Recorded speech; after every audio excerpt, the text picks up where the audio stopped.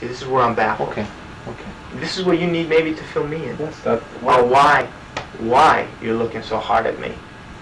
Okay. Eric Naposki's crime shocked the world. Once a linebacker in the NFL, his football career was short, but it was what came after that grabbed headlines everywhere. In 2009, Naposki was arrested for the 1994 murder of millionaire Bill McLaughlin, a crime that took 15 years to unravel. But before we begin, make sure to subscribe. On December 15th, 1994, millionaire investor William Bill McLaughlin was tragically shot to death in his Newport Beach home.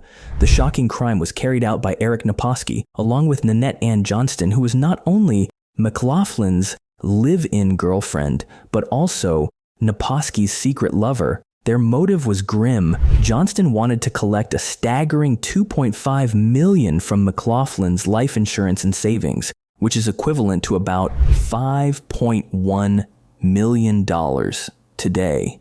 The case remained a mystery for an agonizing 15 years, leaving many to wonder who could have committed such a terrible act. A murder mystery that rattled a wealthy California town in 1994 is back in the news when a multimillionaire was gunned down in his home. Police checked out several suspects but made no arrests. It wasn't until 2009 that authorities finally charged both Naposki and Johnston in California, bringing a long-awaited resolution to the cold case. During the trial in July 2011, witnesses painted a picture of Johnston's complicated life. Known in court documents as Nanette Packard McNeil, she was a young woman with 2 small children who had managed to charm McLaughlin, a wealthy healthcare entrepreneur who was 25 years older than her.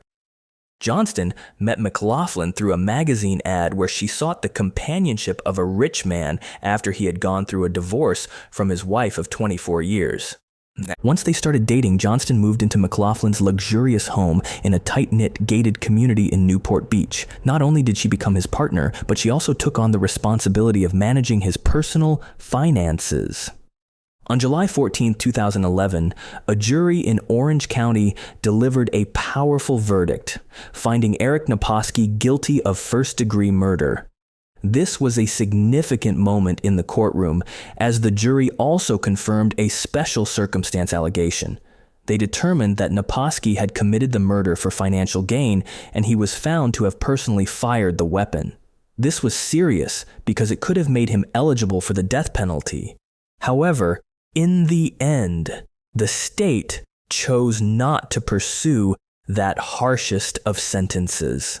The trial was intense and lasted for over 3 weeks, filled with compelling testimony and evidence. During this time, the jury listened to 28 witnesses and examined more than 240 pieces of evidence. The case was built around the chilling story of how Naposki conspired with Nanette Johnston, McLaughlin's live-in girlfriend and his secret lover, to carry out this heinous act. Their plan revolved around the desire for financial gain, revealing a dark side to their relationship and ultimately leading to a tragedy that would haunt many. The jury's decision underscored the seriousness of the crime and the lengths to which people might go for money.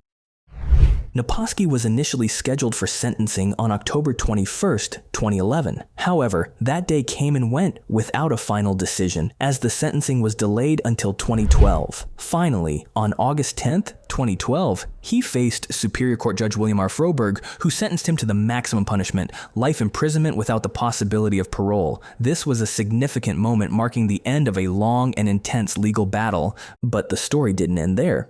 In January 2012, an Orange County jury found Nanette Johnston, also known as Packard McNeil, guilty of first-degree murder as well. By May 2012, she too was sentenced to life in prison without parole, facing the consequences of her role in this tragic crime. After his sentencing on September 15, 2012, Naposki was transferred to a facility operated by the California Department of Corrections and Rehabilitation in Susanville. Later, on October 12, 2013, he was moved again to California State Prison in Corcoran, which was notorious for housing infamous criminals, including Charles Manson, until Manson's death in 2017. However, on September 12, 2014, the court rejected Naposki's appeal. Justice William Rylars Dam, along with Justices Raymond Ecola and David Thompson, published an 18-page opinion that thoroughly analyzed and dismissed each of Naposki's claims, concluding there was no prejudicial error. They explained that the charges against Naposki and Johnston came after a cold case detective in the Orange County District Attorney's Office found new incriminating evidence. They also stated that a female juror's comment about Naposki being creepy did not warrant her removal from the jury. Additionally, the judge acted correctly by not allowing a police officer to answer a question about Naposki's facial expressions during a post-murder interview and by denying a defense-proposed jury instruction on the elements of murder for financial gain. As of March 11, 2020, the organization Innocence Rights of Orange County began reviewing Naposki's case and conviction. They focused on analyzing the circumstantial evidence and the actions of the Orange County prosecutors, who brought charges to a grand jury nearly 15 years after the murder. Their investigation highlighted the significance of lost records from the initial investigation, which could potentially exonerate Naposki. Still hard to believe how someone with so much potential happens to engage in such horrible crimes. Although Naposki's crime is a miserable one, you would be surprised to know he actually had a good life with a lot of potential. Naposki was born in Tuckahoe, New York, and from a young age, he was immersed in football. He began playing Pop Warner football with the Blue Devils in Eastchester, New York, where he enjoyed 8 seasons of youth football. Naposki's journey continued through high school, where he attended both Tuckahoe High School and Roosevelt High School in Yonkers, New York. During his junior year, he transferred to Eastchester High School, and that's where he truly made a name for himself on the football field. At Eastchester, Naposki excelled as a linebacker, leading the team in sacks and tackles for 2 consecutive years. His efforts helped the team achieve an impressive record of 17 wins and just 3 losses during his time there.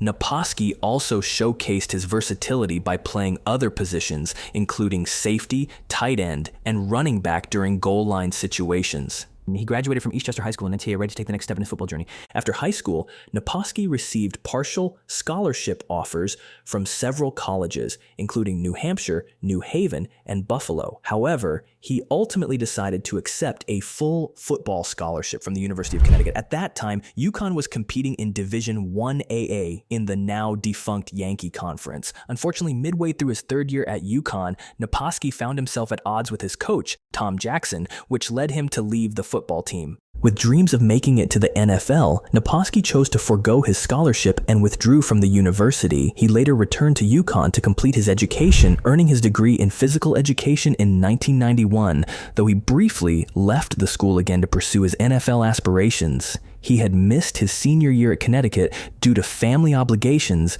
but didn't let that stop him. In April 1988, he attended a free agent tryout camp with the New England Patriots and impressively made the team as a backup linebacker. He played in 4 games that season.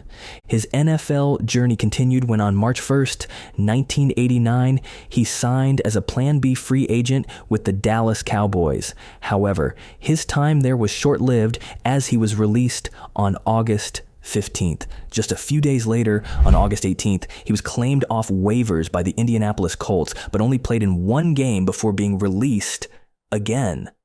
On September 6th, he was signed by the New England Patriots once more, yet his time with the team also ended after just 1 game. In a bid to keep his football dreams alive, Naposki signed as a free agent with the New York Jets on March 25, 1990. Unfortunately, injuries led to him being waived on August 29th with an injury settlement, which was another setback in his pursuit of an NFL career. Naposki then shifted gears and joined the World League of American Football, where he played for the Barcelona Dragons over 4 seasons. During his time with the Dragons, he had a standout performance, recording 16.5 sacks, 1 interception, 1 touchdown, and multiple blocked punts and field goals. The team ultimately celebrated success when they won the 1997 World Bowl, marking a high point in Naposki's football career. That is it for this one, but if you happen to like NFL Legends, make sure to check out our latest videos on our channel NFL Icons. I'm sure you will love it.